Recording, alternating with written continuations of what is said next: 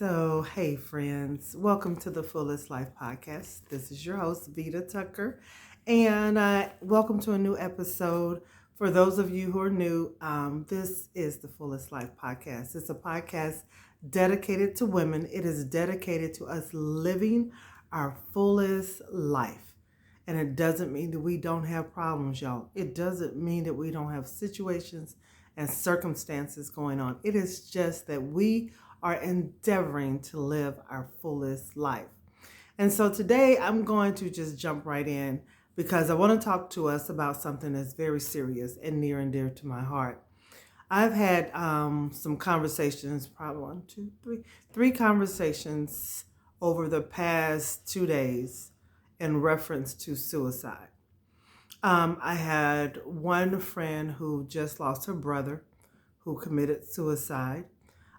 We're just talking to another friend, and we were talking about how suicide has increased and become like so much in the church and in the body of Christ. And then I had someone who's very close to me come to me and tell me that they had thought about committing suicide just this week. And I really feel like we need to have a conversation because my whole thing is about us living our fullest life. And I know that there are people who are going through some things out there. I know that the times are really hard for a lot of people. And I'm going to tell y'all, times are really hard over here for me. But I keep going and I keep pushing, and I don't kind of share everything that's going on in my life, but there's a lot going on. And so I've been at that state where you felt hopeless and and that's why I can tell you about it. Because remember, I said I don't talk about anything that haven't been through. But I've been at that hopeless state, and I've been at that place where you just feel like there is no way out. And I want to say to each and every person that listens to the Fullest Life podcast, there is a way out. There is hope. There is more for you than what you see in the moment. Please don't make a permanent decision in a temporary situation. And yes, the situation may have been going on for some years, but it's still temporary in the big picture. And so the young lady that I was talking to, my friend whose family member just committed suicide just recently, she was just really open, and we had a really great talk, and she was just telling me how she felt and how she believed he felt. And she said she could relate to that sense of emptiness that comes upon you when you get to that point that you think you're going to take your life. And she either read online or someone sent to her online this message or this quote that says that when people commit suicide, they think it's the end to their problems, but actually it just takes a problem and passes it on to someone else. And I believe that's true in a way, and in that maybe their situation is over, because they're gone. But it's a new situation in the lives of those who are left behind. Because with those people who are left behind, there's this thing of guilt that comes on you because you wonder, what could I have done different? Did I do all that I could do? Then you're trying to figure out what was going through that person's head. You have a whole lot of questions when someone commits suicide that you can't get an answer to. And so I said to her, let's not make the problem your problem or our problem if someone commits suicide. Let's take what will happen, grow from it, learn from it, and then see how we can help somebody else not get in that same situation.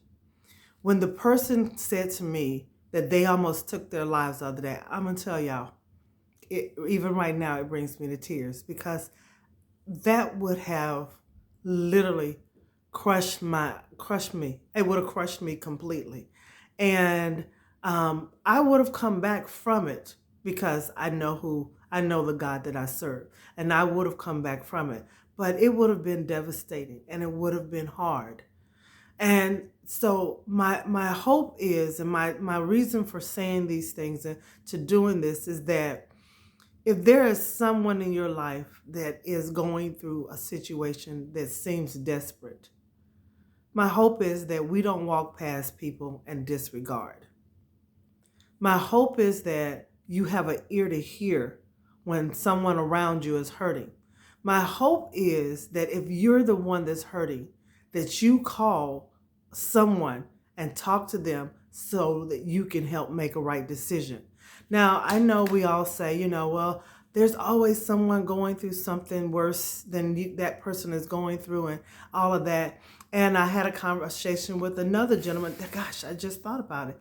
There was another conversation this week, again, about suicide. And he said that, I'm sorry, I just dropped my paper. He was saying that it really bugs him when people try to put a degree on what is hurtful or what is eventful or what is hard for someone else based on what is hard for you. And we can't do that. We can't do that, you all. Let me tell you what doesn't solve problems. When someone is hurting, you can't say, well, they got a lot of money, so they shouldn't be hurting. People who have a lot of money commit suicide every day. You can't say, oh, because she's a woman and she has everything. She has kids and she has a great husband. She has a marriage. What could she be going through? There are married women who commit suicide every day. There are people in whatever category you're thinking about who commit suicide every day. So it's not a category problem. It literally is emotional, a mental sometimes problem that somebody is having. They are feeling hopeless or they are feeling desperate and they just can't see a way out. So I wanted to give you guys some statistics so that you can, really take stock and think about this life that we live. We walk past people every single day that we have the ability to be a change and an impact in their lives, the difference maker. In a matter of seconds, something you say can be that one thing that pulls that person back or that one thing that just sets them right on over to the edge. But we don't consider that. When we say to ourselves and to people around us, like, I'm just going to let them know how I feel. I'm just going to tell them off. I'm just going to give them a piece of my mind. Hold your peace. Because what you don't know is you don't know what's going on in the mind of the other person that you're getting ready to have that conversation with. If we would just stop for a second and we would take stock in the fact that there are people hurting. There are people going through things in this world. And it's not all about us, y'all. I know we wish it was. And some of us think it is, but it's not. It's not all about us. And if I can say something, if it takes me just to be nice to someone who's nasty to me, and that can be the change, or that can be the thing that keeps them from taking their lives, I'll take it. I'll take it. If I have to take on the weight and I have to pull back or shut my mouth in order for somebody else to feel whole or somebody else to get what they need in order to make themselves strong enough to keep going, I can take that. But if I'm one of these people who just got to get it off and you just got to throw shade at people and you just got to hurt them and you think it's all about me, well, they don't know. They don't know. Well, you don't know. And just like you're going through some things, they're going through some things. Every single day, there are people going through some things. And it doesn't matter what your race is. It doesn't matter what your religion is. It doesn't matter what your sex is. It doesn't matter the income. It has nothing to do with any of that. It doesn't mean if you have a big house or if you're living in a shack. It doesn't matter if you are thin or if you are, it doesn't matter if you wear the top designer clothes or if you just picked up a shirt today in the grocery store because that's all, none of that has anything to do with what, who, and why people commit suicide. So if we don't judge and we don't try to figure it out in our own little heads, but we treat everyone with love and kindness and respect, God, Lord, that is living our fullest life. And sometimes the best thing you can do for people is to back off, shut it up, not give your opinion, and give them the help they need. So there is a national hotline. I don't know if you, all of you know the number for those who are contemplating suicide. If you are listening to this and you feel so weighted that you feel like you want to take your life, 988. That is the number. Please call somebody. Please talk to somebody. You are so valuable. And the problem is we get tricked in our hard times of thinking my value is gone because my times are hard. No, a diamond is made in the hard times. You're just a diamond. It's the rough times. If you don't have rough times, you never get to shine. But call 988 if you're somebody who's listening to me and you're contemplating suicide. If you have someone in your life and you know that you've seen those things and you're aware that, oh, I'm scared for them, I'm scared for their thoughts, 988 is the National Suicide Hotline. So real quick, I just want to give you guys some statistics. In 2020, 45,000, almost 46,000. I mean, we just missed it by a few people. 46,000 people took their lives in the United States. 46,000 people in the United States took their lives in the year of 2020. That's a lot of people, you all. That's a whole lot of people. Those are lives that we can't get back. Those are people who were called to touch and to be a part of somebody's life that will never, ever happen. Okay? On average, 125 people a day take their lives. 125 people. Now, you may say in your mind, like when I throw that number out there, you might say, that's not a lot of people in the big scheme of things. First of all, get your mind right. Second of all, that is like 2 city buses. Let's say you have a city bus. Most city buses hold anywhere between 40 and 80 people. That's like 80 of it if you squishing people on there. But if you say on average 60 people, that's 2 buses of people. Oh, a little bit more. We need another bus to get the other ones in. But that's 2 buses of people who are gone. They have a family that they belong to. They have jobs that they belong to. They have a future. They have a purpose. They have something going on that you have no idea about. It matters. It absolutely matters. I'm telling you guys, as a person who has been there before, at 16, and I said, and I tell you guys all the time, that I thought about taking my life. At 16, I had no idea that I would be at this point in my life touching lives, traveling and speaking and touching lives. I had no idea of the lives I would have already touched before I got to where I am now. The number of people who I've been able to make a difference in my life, not because of how great I am, but because how great my God is, and I allow him to work through me. But literally, how that blows my mind. And then when you think about the weight of things that weigh on us, they're so temporary. I can remember having situations in my life that seemed like it was the end of the world, and some of them I can't even recall anymore. It's never the end. The things I'm going through right now, hard, but I'm made for it, and I'm going to grow out of it. And I want you to grow out of it. I want us to grow through our tough places and not decide that we're going to give up in those hard places. Don't give up in the hard places. You can go through. You can make it. There is some woman who is like desperate because your husband or whoever it was walked out. It's okay. It's okay. You're going to be all right. There's somebody there to help you. 988 is the number to that suicide hotline.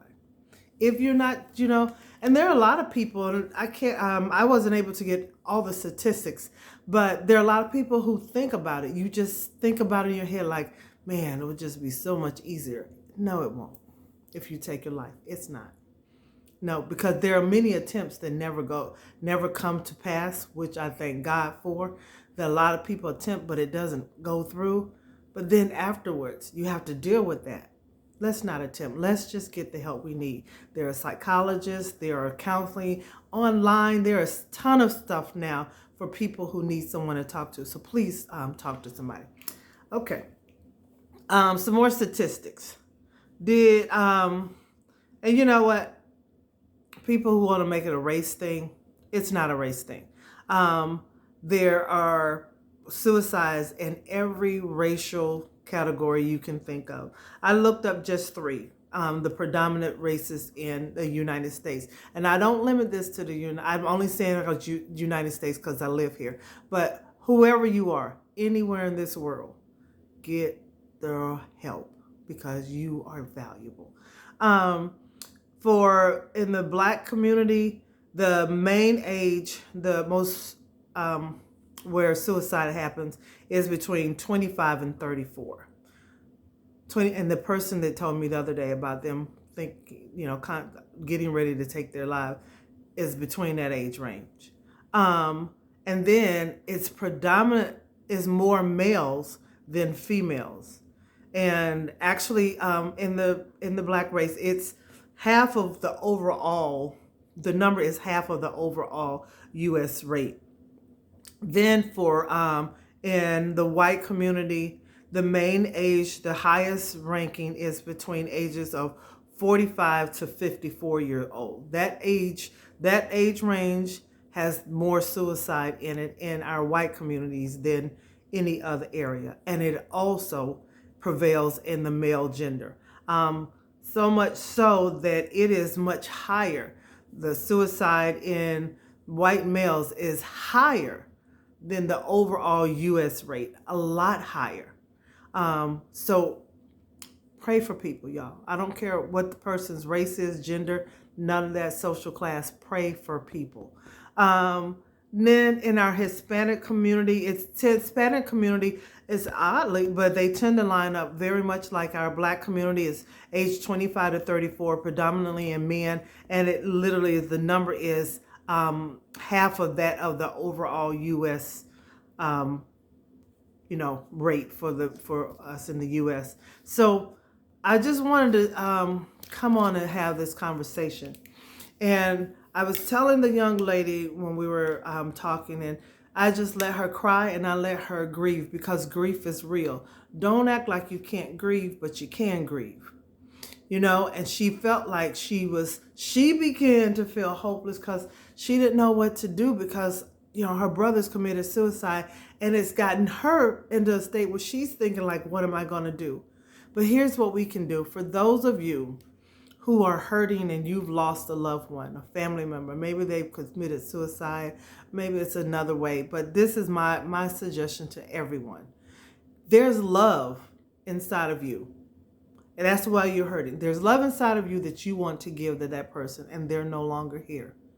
Take that love and give it to someone else. And when you give it away to someone else, you can do it in honor of that person you miss. You can say, hey, this is in honor of you, granddad. This is in honor of you, cousin. This is in honor of you, brother. Whoever it is, you honor their lives by being kind and compassionate to others. Because here's the deal. What you have for them, you can't give them anymore. But what you have may be what is needed for somebody else not to do that same act. So I'm asking us to take a moment, evaluate ourselves. If we are hurting to the point that we are contemplating suicide, 988 is the number.